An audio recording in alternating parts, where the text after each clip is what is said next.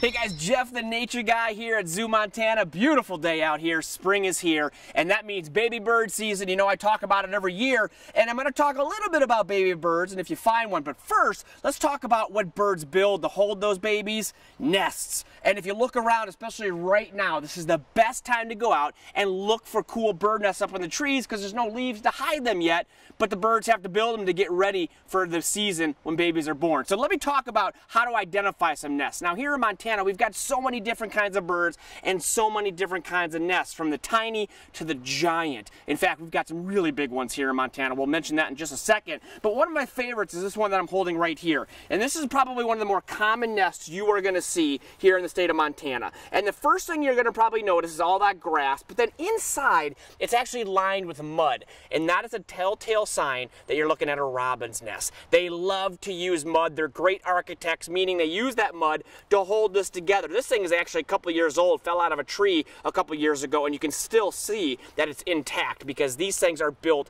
very, very well. So robin's nest. But my favorite thing about birds is most birds are very resourceful. What that means is they will literally find anything they can to add to their nest, and case in point is this cool nest right here. Now you may notice that that kind of looks like hair. Well, you're exactly right. This was actually found in our barn here at the zoo, and get this, that's actually a nest made out of goat hair. Of all things, probably sparrows, they found that hair, they decided to weave a nest and build a nest out of the hair. Talk about resourceful and what we call opportunistic, meaning they're going to use whatever they find. Now, follow me. I'm going to go down here for just a minute because I talked about some big nests and some small nests.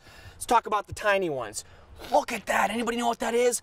A hummingbird nest. Oh, it's so cool. Look how little. Imagine how small those birds must be to be able to sit in there with probably 2 or 3 eggs and the babies. That is the coolest thing I've ever seen. So that would be a hummingbird. And then you go to the big boys like this one right here. This is actually what we call a replica, meaning it's not a real nest, but this is exactly what an osprey nest would look like. Now the problem with ospreys is that they're called pack rats, which means they will use almost anything they can find in their nest, and that means they'll use weird stuff like fire hoses. There's some ribbons in here, and one of the biggest problems is they use baling twine, the stuff that wraps up hay bales, and the problem is that stuff gets in their nest, the babies get stuck in it, and sometimes it can kill them. So we're trying to do a lot to get baling twine off of the farms, cleaning it up and recycling it. That way it doesn't end up in the osprey nest. And last but not least, the biggest here in Montana, bald eagle nest. Remember, 10 feet wide, 20 feet deep, can weigh several tons.